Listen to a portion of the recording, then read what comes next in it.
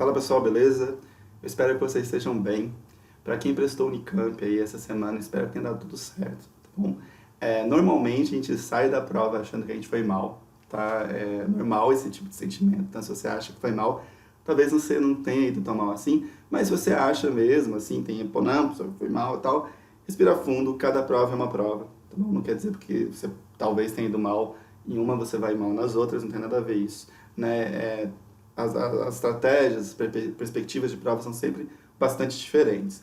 Então, relaxa, respira fundo e vamos aí para as apresentações da FUVEST, né, que é nosso próximo vestibular aí, né, chegando aí nesse final de semana. Galera, a FUVEST, ela sempre foi uma prova que assustou muitas pessoas, né? Geralmente eu ouço muita gente falando assim, pô, tô estudando e tal, eu acho que eu consigo entrar na federal e tal, mas acho que a USP não vai rolar, porque a galera tem muito medo dessa prova. E ela é feita de um jeito meio sacana mesmo, a gente já vai ver daqui a pouquinho, mas relaxa, respira fundo, que esse medo não tem tanto porquê não, né? Vamos ver aí então. Pessoal, os principais temas da prova da FUVEST são esses aí, né? A primeira coisa a destacar é que ela é bastante diferente da prova do Enem nesse sentido, né? O Enem costuma focar, ou pelo menos costumava focar muito na história do Brasil, e a FUVEST, por outro lado, foca muito mais em história geral. Em média, aí, 3/4 da prova costumam estar em cima de temas de história geral. E dentre, né, esses temas, os que mais assim, aparecem nessas últimas provas aí, foram esses aí que eu coloquei para vocês, né? As revoluções industrial e francesa, isso cai demais, tá? É muito difícil você encontrar uma prova da FUVEST que não faça pelo menos uma alusão ou alguma referência a uma dessas revoluções, tudo bem?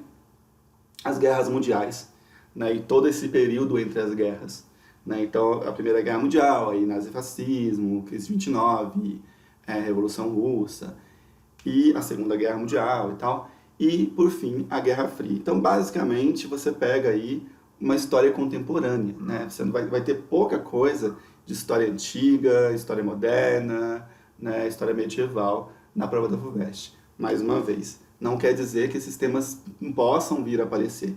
Podem vir, gente. Pode aparecer uma questão de Idade Média, pode aparecer uma questão de Idade Moderna. Mas, normalmente, a maioria da prova da FUVEST tende a trazer esses temas que coloquei para vocês, tudo bem? Quando trata de história geral. História do Brasil cai bem menos, né, bem pouquinho, e geralmente quando cai esses 3 temas aí são os que mais aparecem. Segundo Reinado, né, Dom Pedro II, Guerra do Paraguai, aquelas coisas todas. A Era Vargas, né, toda a Era Vargas, tanto o governo constitucional, o governo provisório, o Estado Novo, enfim, tudo isso. E o golpe militar, né, civil-militar, de 64, 84 aí, que é bastante importante, principalmente o golpe mesmo, tudo bem? O período da ditadura civil-militar é importante, mas o golpe, principalmente, cai bem mais, tudo bem? Então são temas que costumam aparecer na prova, não quer dizer que você vai chegar lá e vai ter questões sobre isso. Pode ser que não apareça algum desses temas, né? Porém, normalmente eles estão lá, tudo bem? Então se você está ainda meio dançando em algum desses temas, entra em contato, professor, eu estou meio nebuloso com isso, a gente troca uma ideia, tá bom? Agora vamos ao que mais importa, né? Qual que é o perfil da prova aí, da FUVEST. E é aqui que é o grande motivo de ela se tornar esse medo aí, né? Essa questão para as pessoas, de falar, pô, FUVEST e tal. Galera, o problema da FUVEST começa já porque ela é uma prova mais conteudista. Mas o que isso quer dizer? Eu tenho certeza que vocês já ouviram isso em algum momento. Tal prova é mais conteudista, tal prova é menos, não sei o quê. É que, por exemplo, se a gente compara a prova da FUVEST com a prova da Convest, da Unicamp, ou com o Enem, você vai perceber que você precisa muito mais entender do conteúdo, né, na FUVEST do que na Unicamp, no Enem.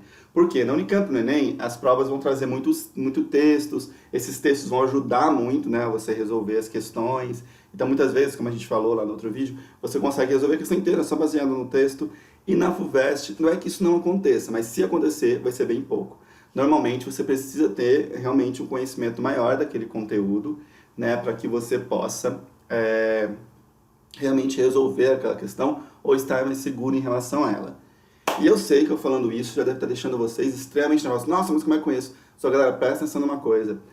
o vestibular, ele é uma prova né, é uma competição, na verdade. Né? Todo mundo vai estar lidando com isso. Não é só você que vai ter que lidar com uma prova mais conteudista.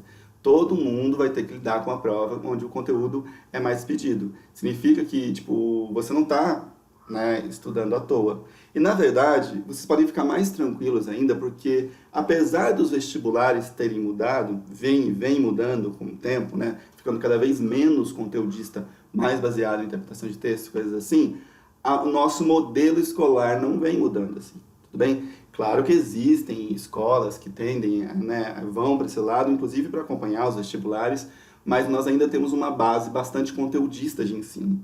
Então, por exemplo, pega o que você é ensinado no cursinho e tal. Vocês vão perceber que a gente foca muito no conteúdo, a gente foca muito em passar para vocês os detalhes e tudo mais. Então, na verdade, é uma prova que ela não é um bicho de sete cabeças para você. Ela é uma prova muito mais dentro da sua lógica de estudo do que uma prova mais crítica ou qualquer coisa assim. Tudo bem? Então, não se assuste. Na verdade, quando a gente fala que é uma prova mais conteudista, é simplesmente uma prova que conversa mais com o modelo de estudo que você vem tendo até agora.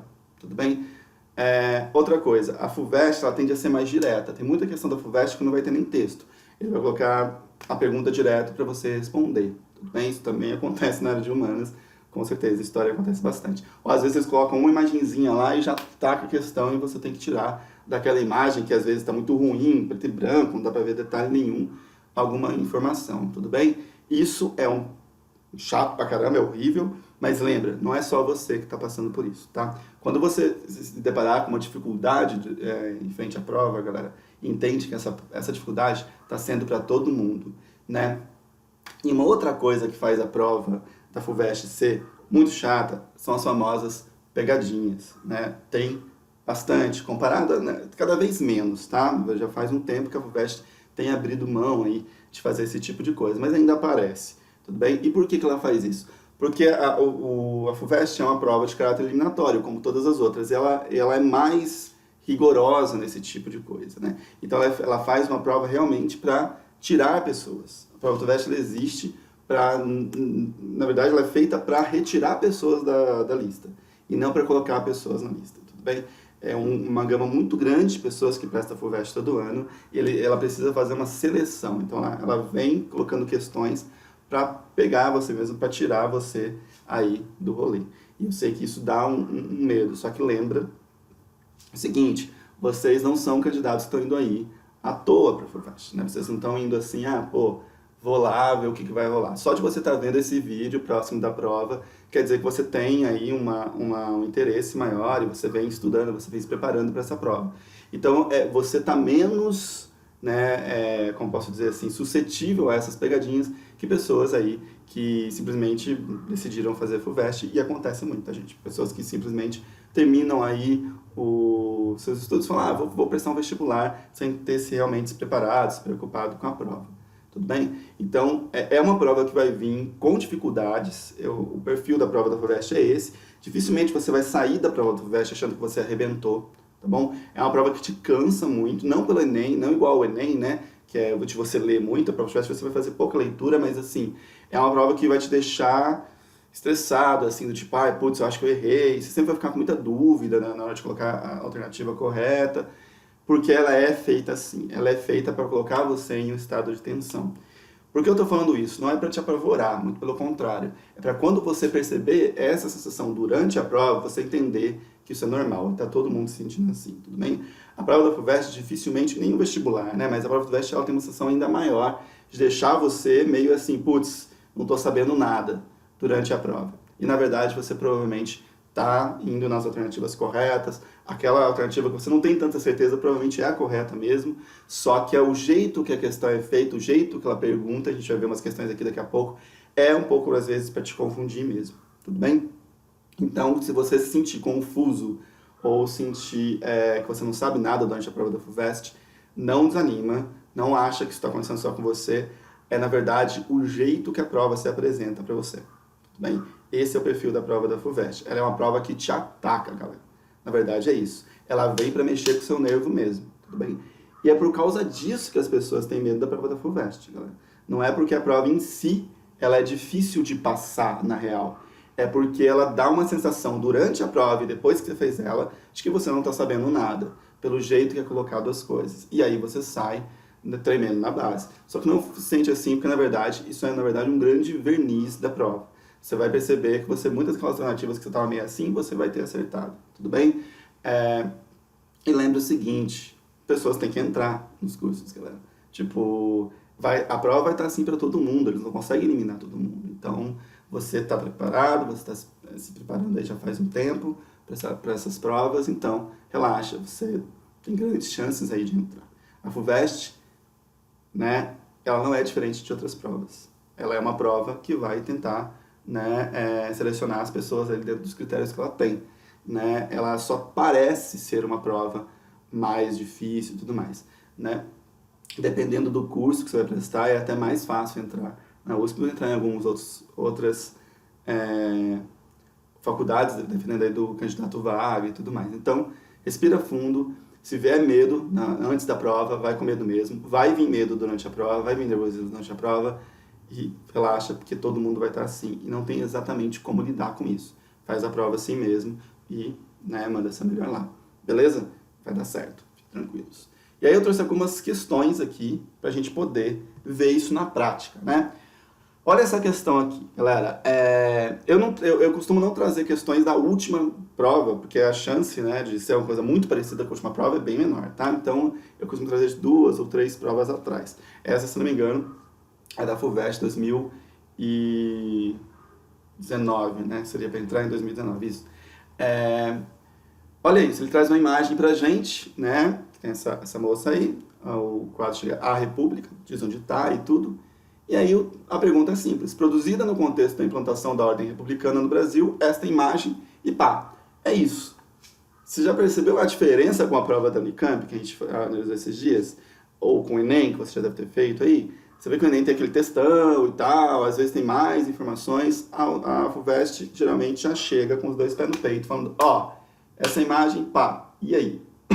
Só que isso também é um pouco de susto que ela dá. Porque ele dá informações pra gente. O nome do quadro é A República. Ele está falando da implantação da ordem republicana do Brasil. Galera, quando ele fala isso, ele já está acessando na sua cabeça algumas caixinhas. Você já está falando de um contexto. Por isso que é importante você ter esse contexto em mente. Ele está falando da ordem republicana do Brasil. O que tem a ver com a ordem republicana do Brasil? Você já vai pensando nisso. Ele dá uma série de alternativas para vocês aí, né? A primeira ele diz assim: caracteriza a representação cívica inspirada na Revolução Francesa, adequada ao projeto democrático estabelecido pelos republicanos brasileiros. E aí? Olha bem para a imagem. Você acha que existe uma representação cívica ali? Pensa, vamos pensem aí. Essa alternativa está errada, mas por que ela estaria errada? Né? Ele fala de uma representação cívica, mas a imagem é uma mulher. O projeto democrático brasileiro, do republicano, não incluía as mulheres no primeiro momento. As mulheres podiam votar, não podiam participar, né, da república. Então, a gente já poderia, né, descartar aí a letra A. B. Faz uso alegórico de um tema clássico para expressar o repúdio à exclusão da participação feminina nas instituições políticas do Império. Se ele está falando de A República, se ele está falando de implantação da ordem republicana do Brasil, né, e se eu estou falando que essa república não é inclusiva das mulheres, seria muito difícil ele estar repudiando uma coisa no Império que continua sendo feito na república. Então não é um repúdio. Beleza? É uma alegoria da liberdade, da pátria e da nação que contrasta com os limites da cidadania da nova ordem brasileira. Vamos lá. Primeiro, o que é uma alegoria? Né? A alegoria é quando eu uso algum tipo de... É uma metáfora, mas bem trabalhada. Né? Eu vou usar algum tipo de metáfora, algum tipo de representação que, na verdade, quer falar de um conceito maior. Né?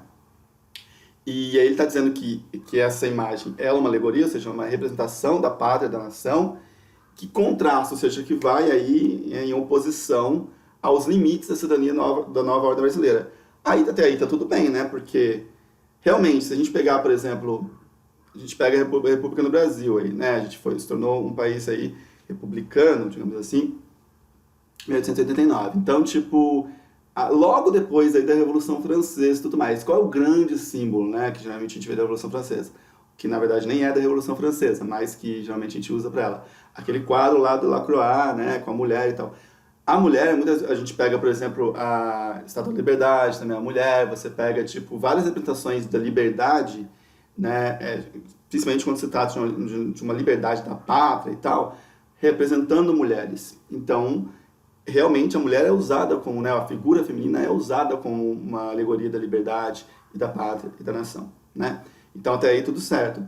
E de fato, por ser colocado uma mulher ali, isso vai de encontro, né? Isso contrasta com os limites aí da cidadania na nova ordem brasileira, porque as mulheres não tinham direito a essa cidadania e mesmo assim é usada uma figura feminina.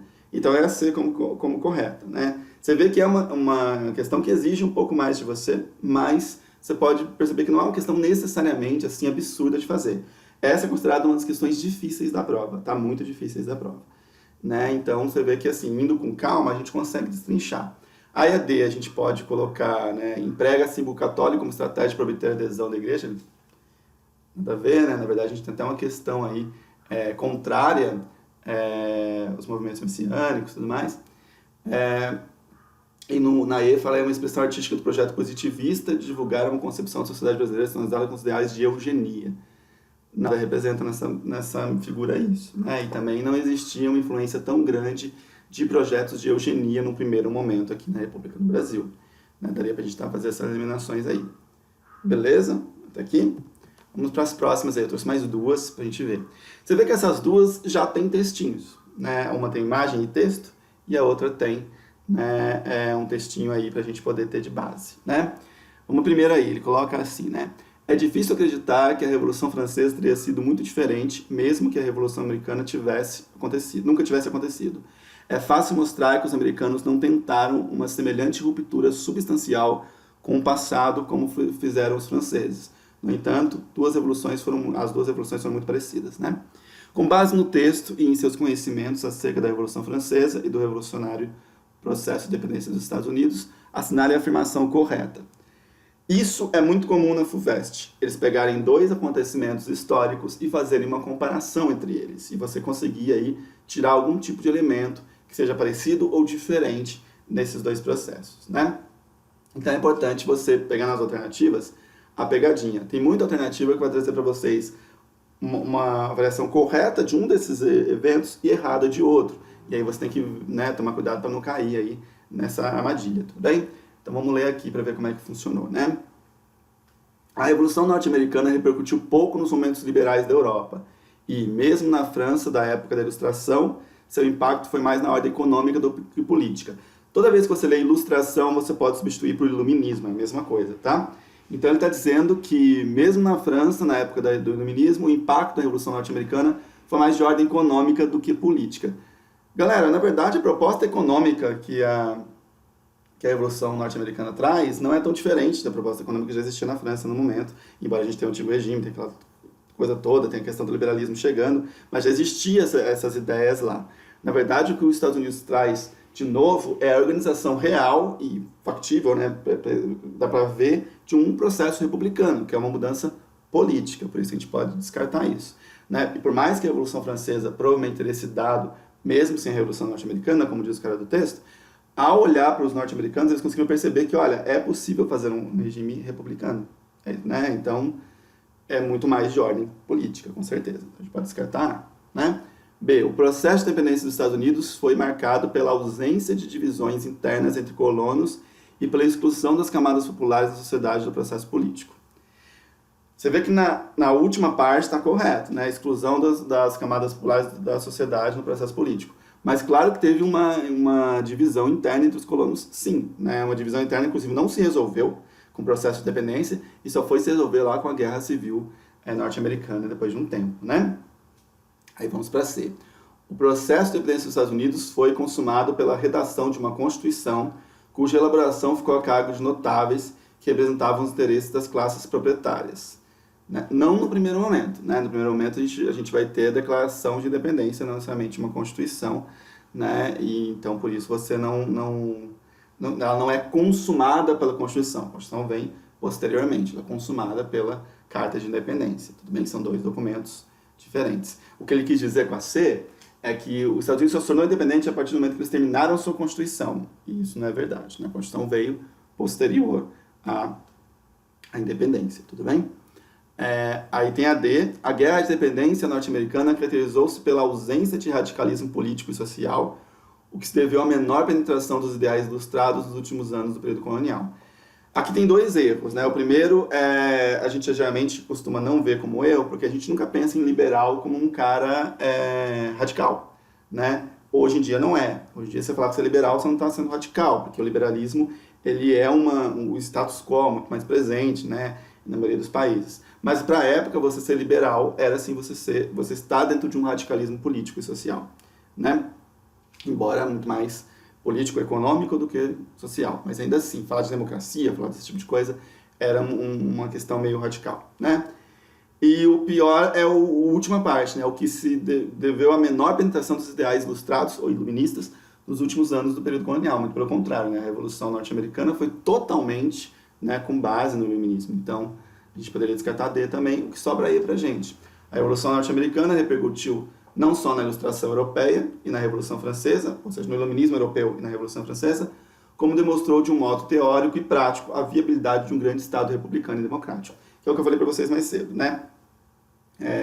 Ela não só ela vai lançar influência, sim, porque é um evento grande que aconteceu e tal, mas ela também mostra na prática um Estado democrático republicano se organizando, né? Então, tá certinho aí ali. Muitas vezes, galera, o que você vai fazer nas provas da FUVEST é isso. É eliminando questões até que você veja aquela que você tem menos motivos para eliminar. Isso não quer dizer que você não está sabendo a matéria. A FUVEST é feita para te confundir desse jeito mesmo, tá? Então, se isso acontecer, fica frio, que é assim mesmo que a coisa rola, tá? Agora vamos para 89 e eu paro de encher o saco com vocês com isso hoje, juro. Vamos lá. Observe as imagens das duas charges de Angelo Agostini, publicadas no periódico Vida Fluminense. Ambas oferecem representações sobre a Guerra do Paraguai, que causaram forte impacto na opinião pública.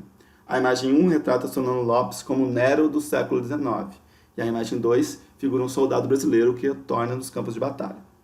Sobre as imagens, é correto afirmar, respectivamente, beleza, ele tacou a imagem para você, explicou o que essas imagens são, onde elas foram feitas, mais uma vez, para criar o contexto na sua cabeça, né? Então você já vai acessar aí Guerra do Paraguai, o que está rolando, né? E aí ele traz para você algumas dessas alternativas. Por que esse contexto é importante? Porque quando você pegar a alternativa, você vai tentar encaixar nesse contexto.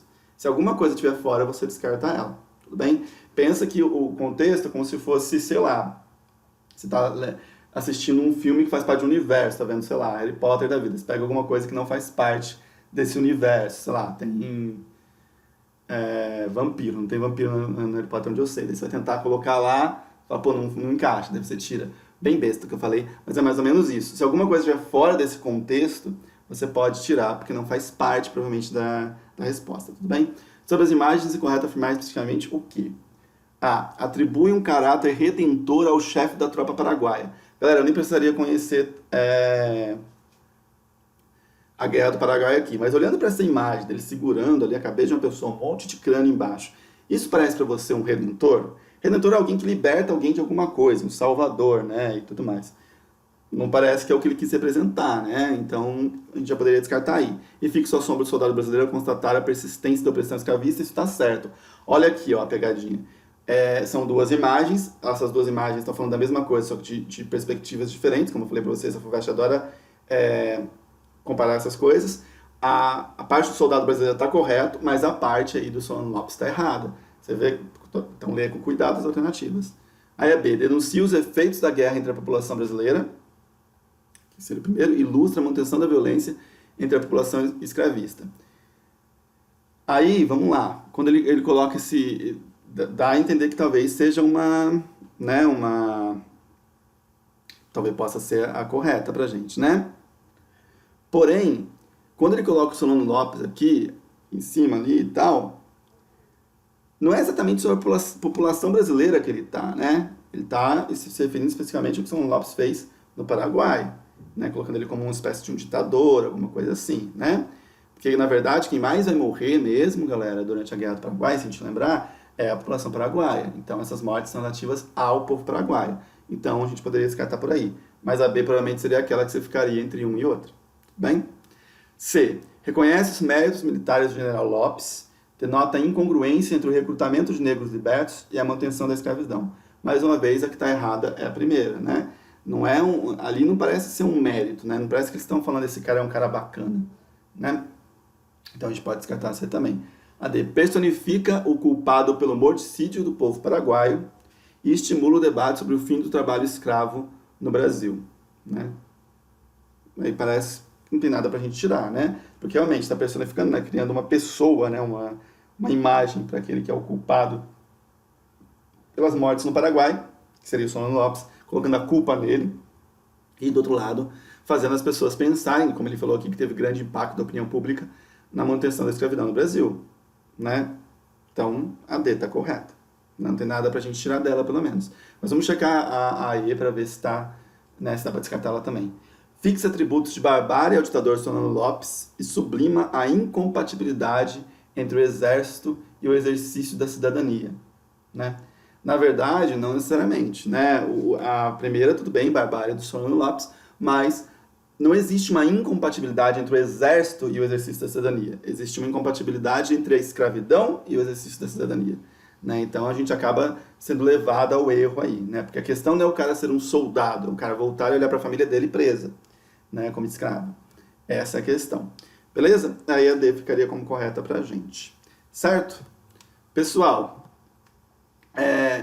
é isso, tá bom? A prova da FUVEST é uma prova que dá mais medo mesmo, tá? Mas não é uma prova, assim, absurdamente difícil.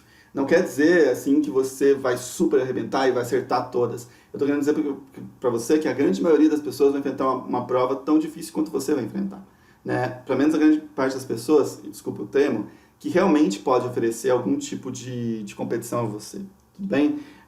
Vai ter muitas pessoas que vão lá porque, enfim, é FUVEST, vão prestar e tal, e que não vão estar realmente se preparando para essa prova, então respira fundo, vai, assim, o máximo de tranquilo que você puder. Você não vai conseguir ficar tranquilo durante a prova, tá bom? A prova é feita para te provocar mesmo, para te tirar então, para isso, da sua zona de conforto, tá? Mais do que as outras. Você vai perceber que você vai sair da prova da FUVEST talvez um pouco mais desanimado do que você sairia de outras provas, porque ela tem esse efeito, tá? Eu falo por mim, eu quando fiz a prova da FUVEST, que foi, eu acho que eu já falei pra vocês, né? Eu fiz USP, e quando eu fiz a prova da FUVEST, eu achei que eu tinha sido o meu pior vestibular, de todas as que eu tinha prestado, e não foi, na verdade. Eu tive uma boa classificação, mas pra mim eu não tinha acertado nem assim um terço do que eu acertei na verdade. Tudo bem? Então respira fundo. Provavelmente a sensação de uma prova horrível vai vir depois da prova, mas não quer dizer que você fez uma prova horrível. Quer dizer apenas que a prova te maltratou um pouco. Ela estressa, é uma prova bastante estressante. Mas já vai sabendo disso, que o impacto é menor, tá bom? Tô torcendo muito para vocês. Espero vê-los em breve. Beijão para todo mundo e boa prova. Até mais.